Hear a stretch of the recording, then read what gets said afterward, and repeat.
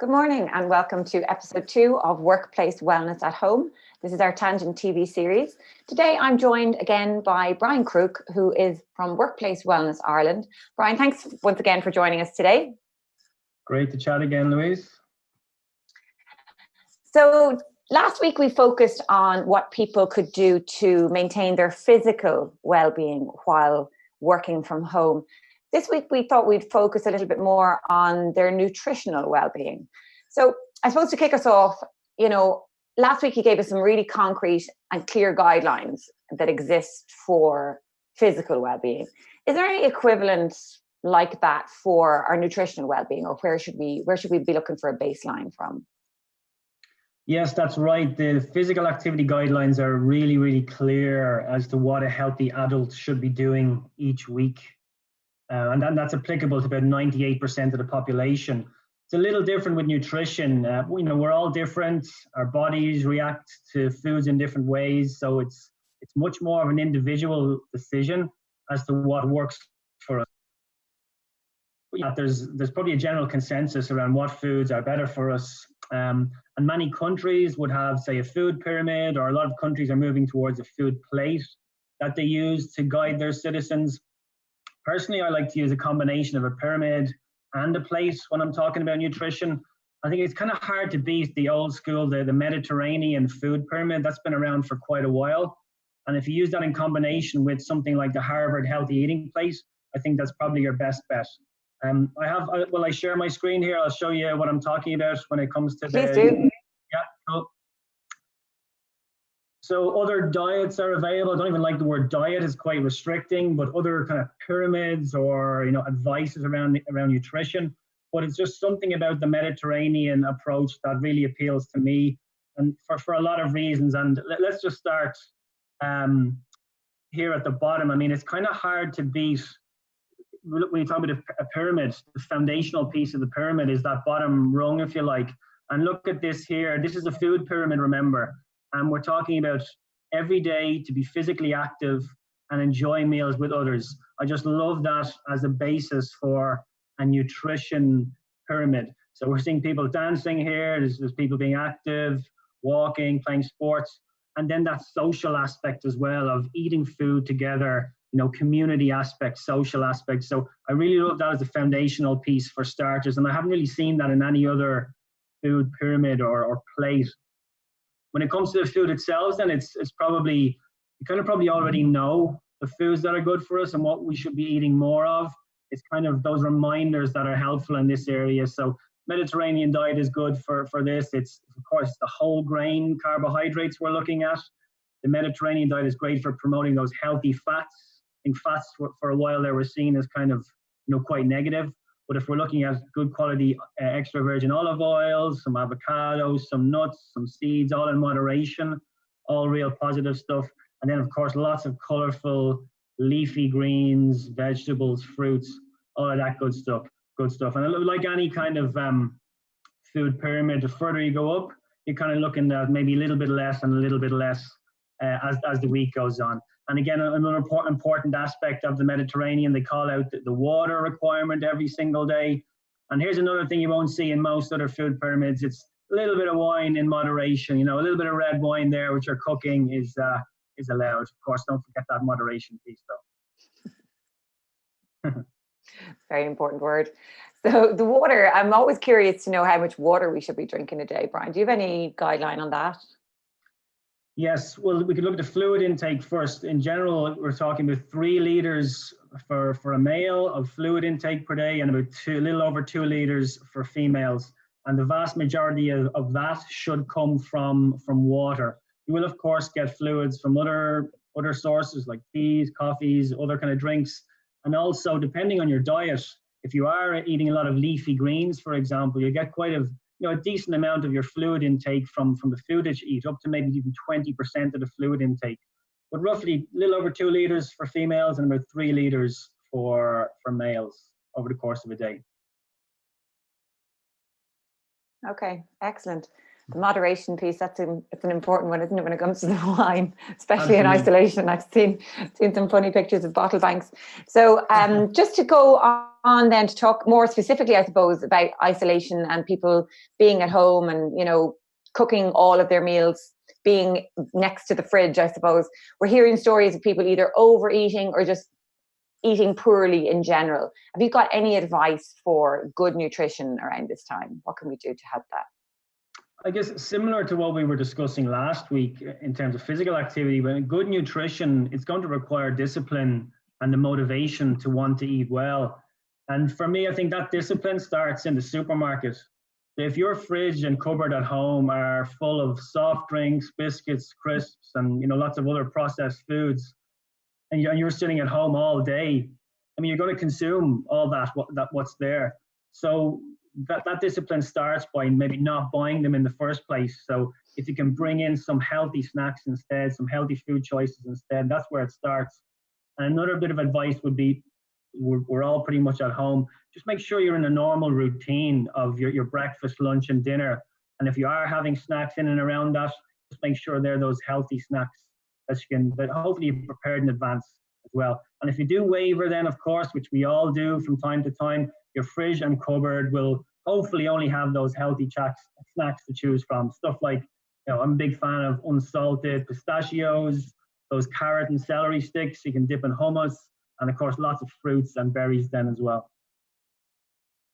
Very good. And do you have any advice for anybody who's looking to manage their weight at this time? You know, a few people have crept up a few pounds. How can they get a handle on that? What do you suggest?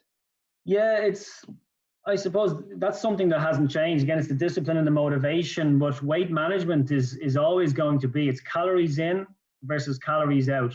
So depending on the type of person that you are, if you're an analytical type, perhaps using some technology might help you with this, something like MyFitnessPal, which is an excellent tool and totally free tool, an app for monitoring exactly what you're eating. You can use some smart scales as well to help you get your exact readings, only if that helps you. If you need to see numbers, if you need to see targets, if that helps, absolutely go for that.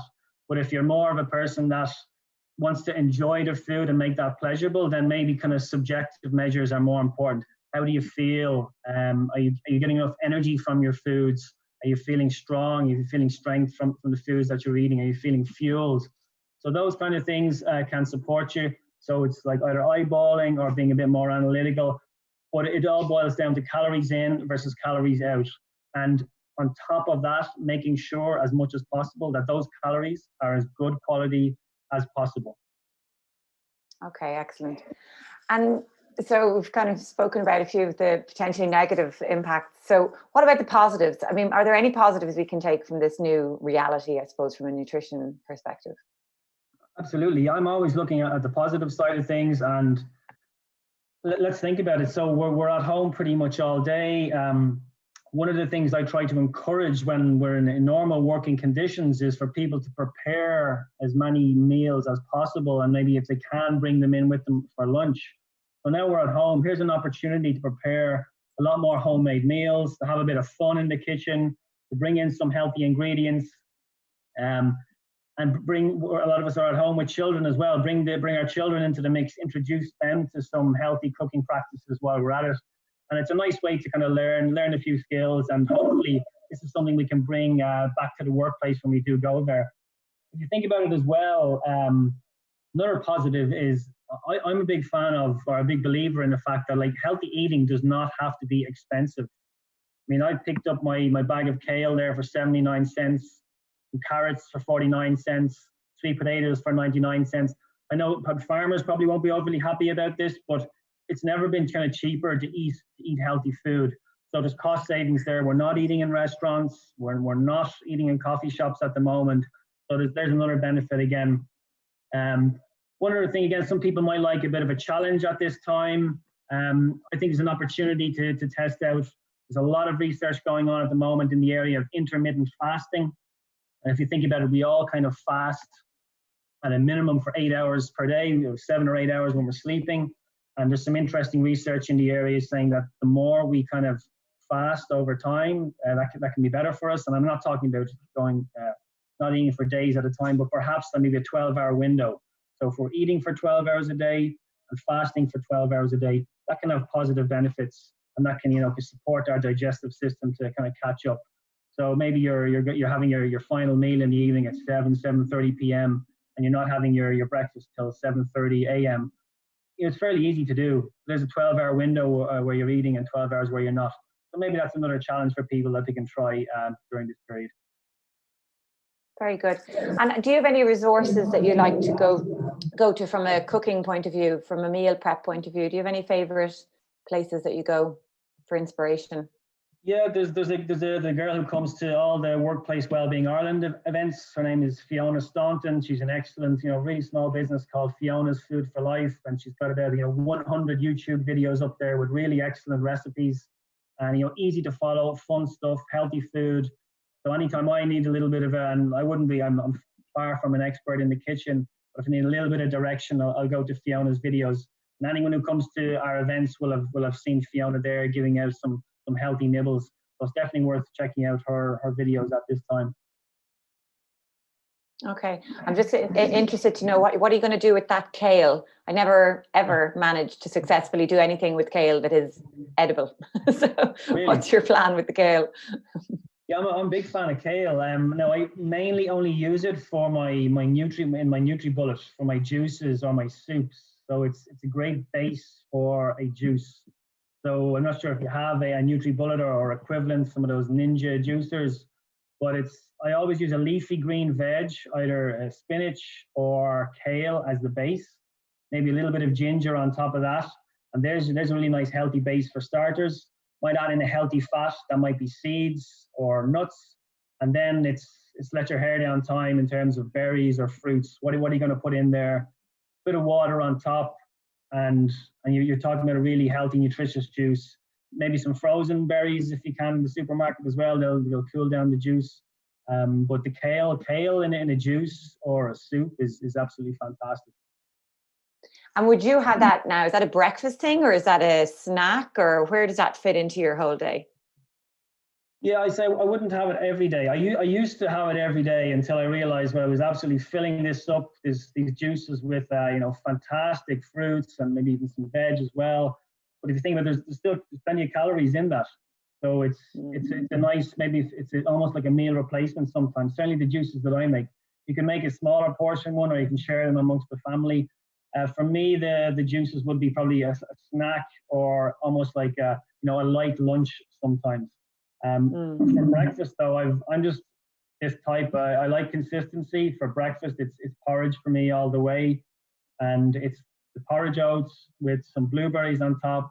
Get the excellent kind of chia seed sprinkles then as well, and yeah, that's an absolute powerhouse of a breakfast to get the day started.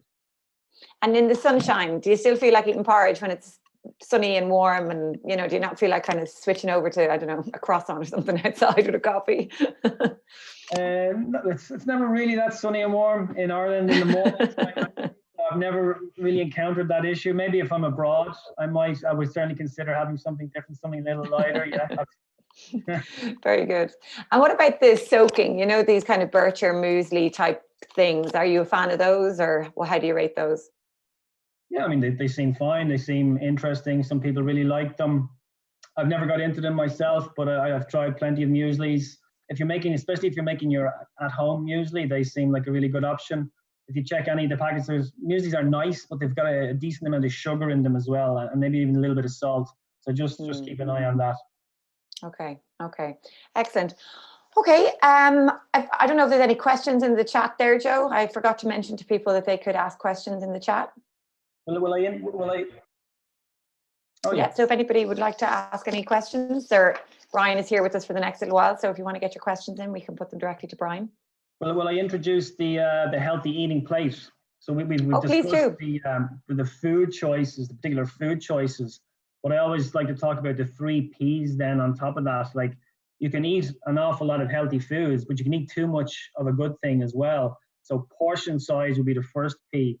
And the best direction that I've seen on that comes from I can just share my screen here. The gold standard, if you like, is it's got the Harvard Healthy Eating Plate. So it's a bit of a gold standard. I can get my spotlight on here.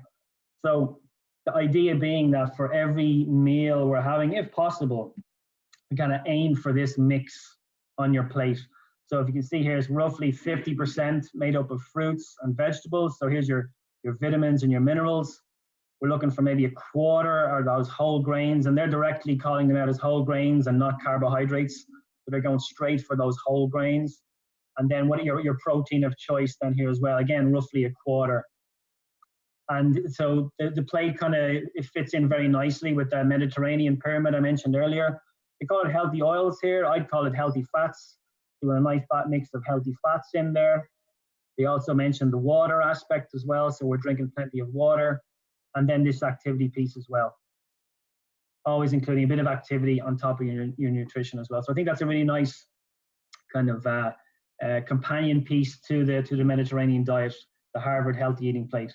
That's the first P. The other P I would say is processed. So to avoid, and as in to avoid as much processed foods as you can. And that's your kind of pre-made packets of soup and pastas and pre-packaged meats and all that kind of stuff. So just avoid them as much as is possible, and try and cook yourself as many natural meals as possible. And then the final P is, we've kind of touched on it already, is that preparation piece. So prepare as much as possible. Certainly for when we're going back into the workplace, it's probably a little bit easier now that we're all at home, where we have access to our cupboards and our fridges. But that meal preparation is something that's really important.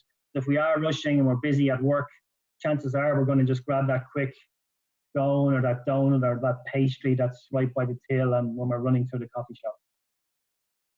Very good. Very good. Excellent advice there. So I suppose that's basically it. If we can be more prepared, if we can be ready to, I suppose, expand out the whole food, the nutrition, like the from a vegetables and a fruit point of view, just up that. Raw foods, how do you feel about raw foods?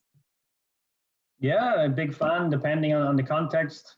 I think I'm a big go-to for raw carrots, raw celery, getting some nice hummus dip, homemade if you can. If not, there's plenty of hummus, good quality hummus in the supermarkets. But that's just an excellent snack. Yeah, absolutely. Depending on what the context, absolutely go for it. Great. And I suppose the nicest takeaway for me there out of all of it was from the Mediterranean pyramid, the value of being able to sit down and enjoy food together, which, most families are benefiting from that now. So it's to take the most advantage of that, I suppose, and to get the kids involved. If you have children, get them involved. As long as you're not isolating alone, get people involved, sit around, enjoy the meal, take a bit more time around it. Yeah, yet another benefit, and so often overlooked.